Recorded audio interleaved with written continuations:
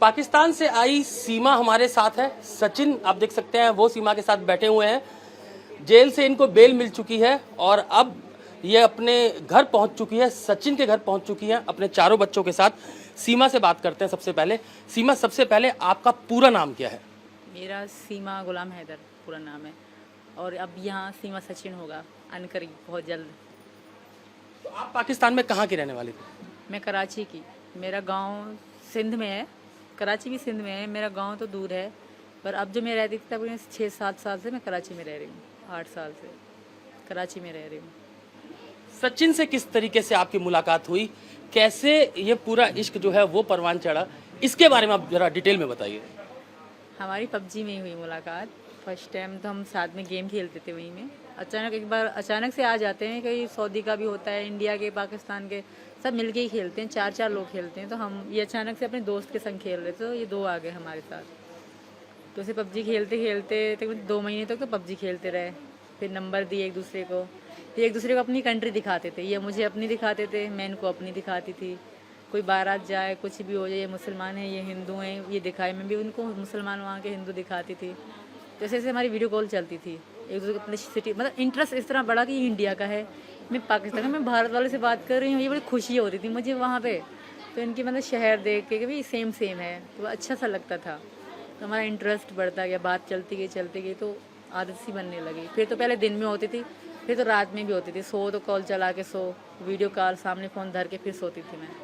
ऐसे हम दोनों को नींद नहीं आती। सुबह को दुकान में चले जाते थे लाला की, फिर वहीं फ़ोन सामने धर के सारा दिन काम करते रहे, बात भले भी ना हो पर एक दूसरे को देखते रहते थे हम दोनों। इस तरह बढ़ते बढ़ते फिर हमने 21 में तैयारी करी कि भाई मिलना है। तो इनका पासपोर्ट था नहीं, ना मेरा पासपोर्ट था, मेरा पहले पासपोर्ट नहीं था, मैंने यहाँ आने के लिए पासपोर्ट बनवाया अपना बच्चों का। पहला पासपोर्ट मेरा खारिज हो गया, वो सीमा नाम था उसमें, खाली कंप्लीट नाम मेरा नहीं लिखा गया, तो उसमें मेरा वीज़ा नहीं लगा नेपाल का। फिर दोबारा मैंने पासपोर्ट बनवाया सीमा गुलाम हैदर के नाम से, उसमें मेरा वीज़ा लग गया। फिर ये मतलब इनका पासपोर्ट नहीं था, इन्होंने काफ़ी बार पैसे भी दिए पासपोर्ट वालों को, उन्होंने बना के ना दिए, 100 कागज़ बताते ये ले आओ, ये ले आओ, ये ले आओ, तो समय पे समय लगता जा रहा था। तो मैंने कहा तुम आ जाओ। फिर नेपाल का पता पड़ना है, नेपाल में इंडियन मतलब ऐसे आ सकते हैं बगैर वीज़ा, तो मैंने कहा तुम नेपाल आ जाओ, हम वहीं मिलेंगे। तो ये तो पता, आधार कार्ड, पैन कार्ड इस तरह चेक करते हैं, पर जब ये आए तो कुछ भी इतना चेकिंग नहीं हुई। जब आए गए ना आराम से छोड़ देते हैं। तो फिर हमारा तब से हमारे दिमाग में बैठे कि हम दोबारा भी यहीं से आएंगे हमेशा के लिए इंडिया। तब से बैठी, तब हमने शादी भी करी थी 13 मार्च को। फिर मतलब 17 मार्च में रिटर्न चली गई वापस, बच्चे वहीं मेरी चाची के पास थे। तो दोबारा अब मैं आई 10 मई को वहीं से निकले, 13 को इंडिया पहुँच गए 3 दिन के अंदर। तो सीधा आपने इंडिया का जो वीज़ा है वो पाकिस्तान से क्यों नहीं लिया? लिए बहुत ट्राई करा सर, वो मिला ही नहीं। ऐसा नहीं कि मैंने शुरू से सोचा कि मैं लीगली जाऊंगी ना, मैंने पहले इंडिया के वीज़े के लिए अप्लाई करा, इंडियन एम्बेसी ने वीज़ा दिया ही नहीं। मैं मुस्लिम थी, मेरे आधार कार्ड में, आईडी कार्ड में मुस्लिम थी, तो मुस्लिम को बहुत कम, 100 में से 1 मुस्लिम को वीज़ा मिलेगा, बाकियों को नहीं मिलता। ये भी गलती है, अगर वीज़ा मुझे वहाँ से मिल जाता शायद मैं आज जेल में ना काटती, इतना ना होता कुछ। तो इंडियन वीज़ा कम देती है, जैसे पाकिस्तान इंडियन को वीज़ा कम दें वैसे वो यहाँ को देते हैं। शायद इतनी फ्रेंडशिप नहीं है, इस कारण वीज़ा नहीं मिला मुझे इंडिया का। फिर मैंने ये गैर कानूनी तरीका मतलब करा। पबजी खेलने की बहुत शौकीन रही हैं आप? बहुत ज़्यादा। अब भी जिस दिन हम पकड़े गए, एक दिन पहले मैं पबजी खेल रही थी, ये गए भागो पबजी छोड़ो, चलो हमें पुलिस पकड़ने आ रही है। तो आप दोनों की पहली मुलाकात जो हुई वो नेपाल में हुई पहली बार? पहली बार हम 7 दिन साथ रहे थे, शादी भी हमने करी थी वहाँ पे। शादी आप लोगों ने कर ली थी? तो आपके 4 बच्चे हैं पहले, तो आपके जो पहले पति हैं वो अभी कहाँ पे हैं? अभी वो सऊदी अरब में, अभी भी उन्होंने जो रिकॉर्डिंग बता रही वो सऊदी अरब में है। उनसे मेरा कोई वास्ता नहीं, वो बकवास कर रहे हैं वैसे ही, कि ऐसा थोड़ी है, इंडियन गवर्नमेंट पागल थोड़ी है कि ये कह देंगे वापस। मैं भी चिल्ला चिल्ला के कह रही हूँ, मैं इंसान नहीं हूँ, मैं यहाँ तुम्हारे देश में हूँ, तो मेरी भी सुनना चाहिए उनको कि वो मेरी नहीं है नाम। पहले तो वो किसी से भी, किसी मुल्ला से, किसी से भी पता कर लें जो मुस्लिम में हैं, कि 6 महीने पति पत्नी अगर रिलेशन में ना रहें, क्या डिवोर्स हो जाती है खुद से? अगर वो ना करे तो अलग बात है, वो हो जाती है। तो वो मेरे पति नहीं है, वो कितना भी खुद को चिल्ला चिल्ला के कहें ना, वो मुझे मतलब फंसाने की कोशिश कर रहे हैं, पर मैं फंसूंगी नहीं। वो उसकी सब सपोर्ट करेंगे, मानती हूँ, पर मेरी भी यहाँ के सपोर्ट करेंगे। जब मैं जेल में थी ना, वहाँ जेल के मुस्लिम भी मुझे बहुत चिढ़ा रहे थे कि तुम्हें शर्म नहीं आई, धर्म छोड़ते हो। कैदी थी वो भी औरतें, तो मैंने वहाँ पे बड़े जेलर थे, उनको कह दिया, मैंने कहा मुझे इंडिया के मुसलमानों से कोई उम्मीद नहीं है, अब जो करेंगे मेरे लिए हिंदू करेंगे, क्योंकि मैं इस धर्म में आ चुकी हूँ। वो टोकती थी मुझे वहाँ की मुस्लिम जो कैदी थी औरतें कि धर्म छोड़ दिया, ये छोड़ दिया, ईमान से भटक गई हो, इस तरह की बहुत मतलब बातें। फिर मैं पुलिस वाली थी रीमा और शिवानी दीदी, वो बहुत अच्छी थी, तो उनको मैंने कंप्लेन करी, तो उन्होंने डांट दिया मेरे को कि क्यों कह रहे, कहते जब हिंदू लड़की मुस्लिम से करे तो वो राइट है, अगर मैंने करी तो वो रॉन्ग कैसे हो गया, मैं अपनी मर्जी से कर रही हूँ, मैं बच्ची नहीं हूँ, 27 साल की हूँ। जब नेपाल में आपकी पहली मुलाकात थी तो बच्चों को आप पाकिस्तान ही छोड़ के आई थी? तो पाकिस्तान छोड़ आई थी मैं। तो जब मुलाकात हुई आपकी नेपाल में, आप लोगों ने शादी कर ली, उसके बाद क्या अगला डिसीजन था, क्या आप लोगों ने तैयारी की, कैसे हिंदुस्तान आगे आना है, इसके लिए आप लोगों ने क्या किया? पहले तो हम मिले इस कारण कि हमने सिर्फ फ़ोन पे एक दूसरे को देखा था। ये कहता है मैं ऐसा हूँ, मैं ऐसा हूँ, मैं कहती मैं ऐसी हूँ, ऐसे कि मिलें एक दूसरे को, अगर हम ऐसा हो ना कि हमसे पसंद भी ना आए, और मैं हमेशा अगर डिसीजन करके घर बार बेच के आ जाऊँ और हम एक दूसरे को पसंद भी ना आए, कुछ ऐसा वैसा हो जाए, 4 दिन की चांदनी हो शायद, तो हमने मिलने का डिसीजन लिया। बच्चे मैंने वहीं छोड़े चाची के पास, उनको कहा मैं लाहौर जा रही हूँ घूमने, भी 7 दिनों के, क्योंकि लाहौर का रास्ता 2 दिनों का है, 4 दिन रास्ते के, 3 दिन मैंने घूमने के बता दिए, क्योंकि जहाज़ में तो मैं 4 घंटों में पहुँच गई थी। तो हम मिले मुझे बहुत अच्छे लगे। पता नहीं, मैं इनको लगी कि ना मुझे बहुत ज़्यादा अच्छे लगे, बहुत स्वीट थे, तब अब पता तो हमारी वहीं पे हो गई। तो उसके बाद क्या हुआ फिर, आप लोगों ने कैसे इंडिया कैसे पहुंचे? फिर मैं वापस चली गई, शादी वादी हमने करी, मैंने इनको प्रेशर कर मुझसे शादी कर ले, अब कुछ भी हो जाए मैं ना रह पाऊँ इनके बगैर। फिर हमने वहीं शादी कर ली। शादी करने के बाद हम साथ रहे। जब मैं आई तो ये भी रोई थोड़ा, मैं भी बहुत रोई। फिर हम अलग हो गए, मजबूरी थी, बच्चे पीछे अकेले हैं, तो मैंने शायद मैं 2 बार इनको कहा भी कि मैं नहीं जा रही, बस क्योंकि बच्चे मेरी बहन संभाल लेगी, तो इन्होंने कहा नहीं वापस जाओ, तुम्हारे छोटे बच्चे हैं, वो तुम्हारा इंतज़ार कर रहे होंगे, छोटी मुन्नी मेरी बहुत छोटी है, तो मुझे इन्होंने ही वापस भेजा। मैं तब भी वापस नहीं, मुझे रोना सा आ रहा था कि मैं सचिन से दूर जा रही हूँ, पता नहीं दोबारा वीज़ा लगे कि ना लगे, आऊँ कि ना, क्योंकि हमारे जो एयरपोर्ट पे बहुत घटिया लोग रहते हैं, जो हमारे एयरपोर्ट के हैं ना सिक्योरिटी वाले, बहुत घटिया है, सब पहले पैसे मांगेंगे, डायरेक्ट आपसे पैसे मांगेंगे, फिर रिश्वत दो और फिर जाओ। अलग खड़ा कर दिया मुझे पहले भी, मैं रोती रही कि सचिन वहाँ पहुँच गया नेपाल और मुझे ये जाने नहीं दे रहे, तो ज़बरदस्ती, तब तो मैंने इनको पैसे ना, मुझे पता ना था कि रिश्वत मांग रहे हैं, तब तो मैं चली गई, रो रही थी, तो मुझे उनका तरस आ गया, मुझे छोड़ दिया। दूसरी बात तो मुझे अलग ही खड़ा कर दिया उन लोगों ने, अलग खड़ा कर दिया मुझसे, मतलब 300 साथ थे आपके? हाँ, दूसरी बात $300 थे, $150 मुझे सभा नाम था उसका, आखिर लास्ट चेकिंग में यहाँ कह रहे थे रेड लाइन बन क्या वो लगा देंगे, यहाँ तो तुम्हें पेमेंट करना होगा, फी पासपोर्ट 10,000 रुपये रिश्वत मांग रही थी। फिर उन्होंने मुझसे कागज़ में ही डलवा के मतलब $150 लिया। बाकी मुझे पता $150 $300 थे टोटल मेरे पे, वो भारत से पहले ख़त्म हो गए। 6 लाख की तो टिकट आई खाली हमारी, और जो मैं कागज़ बनवाती थी ना, वो भी 10,000 की चीज़ 20,000 में बन रही थी, क्योंकि मैं अर्जेंट बनवा रही थी, मुझे आना था यहाँ। तो फिर बच्चों को लेकर दोबारा आप वापस नेपाल पहुंची? हाँ। तो सचिन नेपाल वहाँ पहले पहुंच चुके थे? नहीं, दोबारा ये ना, इनको लाला ने छुट्टी ना दी, लाला इनके ने, जो इनकी लाला इन्होंने छुट्टी ना दी, तो ये यहीं पर रहे। यहाँ पे एक चारपाइयाँ, खाने पीने का सामान, ये सब लेते रहे यहाँ पे ना। जैसे मैं वहाँ से निकली ना, तो ये ले रहे थे, और मैंने मना कर दिया जो होगा सर। पहले इन्होंने कहा गाड़ी वाले से हमने बात करी थी, कि गाड़ी वाले ने कहा हाँ मैं तुम्हें बॉर्डर क्रॉस करा दूंगा, कोई दिक्कत नहीं है। इन्होंने कहा मेरी पत्नी है वहाँ पे, उसका आधार कार्ड खो गया है, तो कह रहे मैं क्रॉस करा दूँगा, कोई दिक्कत नहीं, गाड़ी वाले ने कहा। फिर जब मुझे सबने कहा ना कि यहाँ से बस जा रही है, वो बहुत अच्छी बस है, तुम आराम से चली जाओगे, बच्चे छोटे हैं, तो उन्होंने उस वैन ने मुझे वहीं पे बस स्टॉप पे ही छोड़ा, पोखरा में, तो मैंने वहीं से बस पकड़ ली 15,000 नेपाली में। फिर वहाँ से आप कैसे दिल्ली यहाँ तक कैसे पहुँची, ग्रेटर नोएडा तक? सुबह 6 बजे हम बस से वहाँ रात को वहीं लेट गए, हम लोग सो गए। फिर सुबह 6 बजे मैं वहीं से निकली, 13 की तकरीबन 1-2 बजे यहाँ पहुँचे। ये रास्ते में मेरे लिए खड़े हुए थे, गाड़ी पे जो गाड़ी वाला है ना, उसके नंबर से हमारी बात हो रही थी कि मैं तुम कहाँ, मैं यहाँ हूँ, तुम यहाँ हो, ये बात हो रही थी हमारी। मेरा तो सिम ही नहीं था इंडियन, मेरा फ़ोन तो बंद ही हो गया, मतलब काम का ही नहीं था। कहाँ मुलाकात हुई आपकी यहाँ पर? यहाँ कोई मोड़ है इनका, मुझे इनका नाम पता नहीं कौन सा है। जेवर टूल टैक्स से आगे फरेदा कट है, वहाँ पर यमुना एक्सप्रेस वे पर बोल दिया था मैंने गाड़ी वाले को कि यहाँ उतरना है। मैं भी वहीं खड़ा हो गया था, तो वहीं उतर गई। तो वहाँ आपके फिर आप चारों बच्चे लेकर यहाँ पर आ गए? उतरी, फिर ये गाड़ी लेके यहाँ आए। फिर हमने रूम तो ले रखा था पहले से इन्होंने, हम रूम पे गए, बैठे, रिलैक्स हुआ, खाना वाना खाया।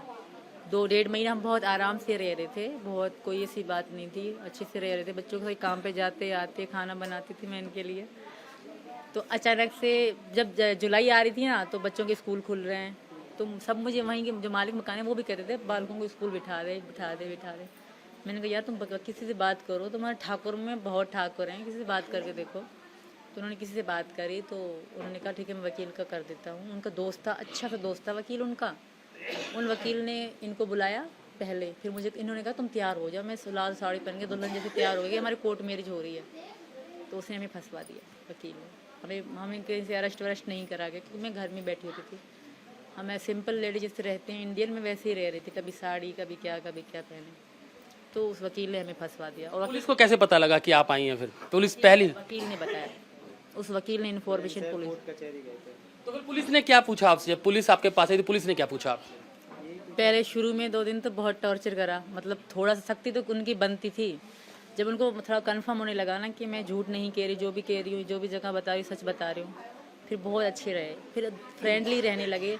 एक थे, मैं नाम नहीं बोलूँगी, एक ऑफिसर थे, मुस्लिम ही थे, बहुत मारा इनको, बहुत ज़्यादा, बहुत ही ज़्यादा, जितने हद से ज़्यादा कहते हैं ना। मुझे भी मारा, इनको भी मारा, गाली गलौज भी करा। ओनली वन, एक ही ऑफिसर ने, बाकी सब ने बहुत रिस्पेक्ट दी। बहुत जैसे पाकिस्तानी में थी तो बहुत अच्छे से मुझसे बात करना, बच्चों का ध्यान रखना, हमें साथ बिठाते थे, बहुत रिस्पेक्ट की हमारी। लेकिन फिर जब आप सचिन से आपको प्यार हुआ, आप हिंदुस्तान आ गई, लेकिन जेल आपको जाना पड़ा, तो वो कैसा रास्ता रहा? कि आपको उम्मीद थी कि आपको जेल भी जाना पड़ेगा? नहीं, मुझे ये उम्मीद नहीं थी कि मैं भारत की जेल में बैठूंगी। वहाँ मैं ये सोचा करती थी क्या सोचती थी और क्या हो गया। पर ये शायद अच्छा हुआ, ऐसा हुआ शायद आगे डर डर के रहने से अच्छा था कि ये हो गया। अब बस यही रिक्वेस्ट है कि आगे अच्छा हो जाए, बस हमारी मैरिड हो जाए। लेकिन आपके पास अभी भी भारत की सिटीजन नागरिकता नहीं है, तो इसके लिए अब आप क्या करेंगे?